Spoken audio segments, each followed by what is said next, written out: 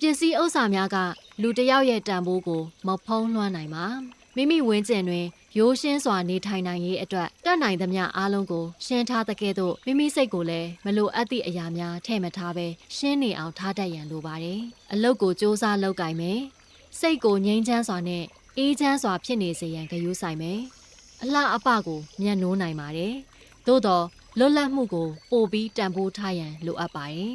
ဘဝမှာစိတ်ချမ်းသာကိုယ်ကျန်းမာစွာနဲ့နေထိုင်နိုင်ရေးကသာအရေးကြီးပါတယ်။ပိုင်ဆိုင်မှုများကလိုရာထက်ပိုလာလျှင်စိတ်ကိုအနှောက်အယှက်ဖြစ်လာနိုင်ပါတယ်။စုပုံနေတဲ့ပစ္စည်းများအတွက်ထိမ့်သိမ်းရမယ်၊စိတ်ပူနေရမယ်၊စိုးရိမ်နေရမယ်။စကားပုံတစ်ခုရှိပါတယ်။ဘာမှမရှိလျှင်ဘာမှခိုးမိကိုပူစရာမလိုဆိုသည့်စကားဖြစ်ပါတယ်။ပိုင်ဆိုင်မှုတွေကြောင့်တကားတွေကိုအထက်ထက်တော့ခတ်နေရတယ်။အချိန်မီအိမ်ပြန်မရောက်မီကိုစိုးရိမ်နေရတယ်။တကိုးကအိမ်ကိုဖောက်သွားမလားဆိုပြီးစိတ်ထဲမှာပူပန်လေးလံနေရတယ်။တန်ဖိုးရှိသည်များကိုပိုင်ဆိုင်လေ